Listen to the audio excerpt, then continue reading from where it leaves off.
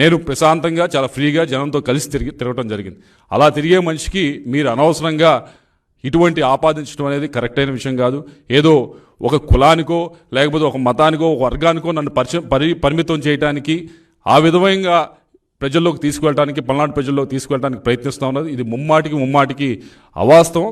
దీన్ని పూర్తిగా సిట్టు వైపు నుంచి మీరు ఏదైతే విచారణ చేస్తూ ఉన్నారో దయచేసి దీని లోతులోకి వెళ్ళి ఏ విధంగా అయినా నా వైపు నుంచి ఈ ఆఫీసర్ని ఏ ఆఫీసర్నైనా పైనుంచి కింద దాకా ప్రతి ఆఫీసర్ని మీరు క్షుణ్ణంగా మా వైపు నుంచి కాల్ డేటా ఇస్తాం, తప్పకుండా పరిశీలించండి. మేము కలిసిన వివరాలు అడిగితే తప్పకుండా ఇస్తాం, పరిశీలించండి. ఏ విధంగా అయినా ఇన్ఫ్లుయెన్స్ చేసామనంటే తప్పకుండా అది పబ్లిక్ డొమైన్లో పెట్టండి.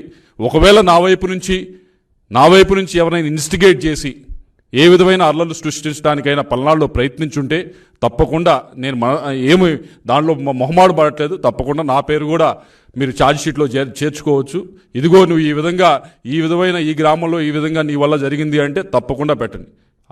ఆన్ ద కాంట్రరీ ఆపోజిట్గా మీ అందరూ చూశారు, దొండపాడు అనే గ్రామంలో ఇన్స్టెడ్ ఆఫ్ అవతల వైపు కాకుండా నాపైనే ఆ రోజు అటాక్ జరగడం జరిగింది. నా వెహికల్స్ పైన ఆ రోజు అటాక్ జరగడం జరిగింది. నా కాన్వాయ్ వెహికల్స్ ఏదైతే 3 వెహికల్స్ ఉన్నాయో అన్నీ కూడా పాల్గొనడం జరిగింది. ఆ రోజు అక్కడ ఉన్న పోలీస్ ఆఫీసర్లు కూడా వారేమి చేస్తూ ఉడిగినట్టు చూస్తూ ఉన్నారు. ఇన్స్టెడ్ నా వైపు నుంచి పోకుండా వాళ్ళు న్యూట్రల్గా పక్కనే నుంచో ఉన్నారు.